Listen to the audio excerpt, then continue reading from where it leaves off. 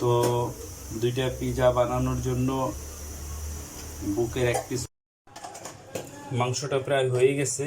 এখন এভাবে রেখে দিব। এর ভিতরে বানানোর জন্য যে ডো বানানোর দরকার সেই ডোটাও আগে থেকেই রেডি করা হয়েছে।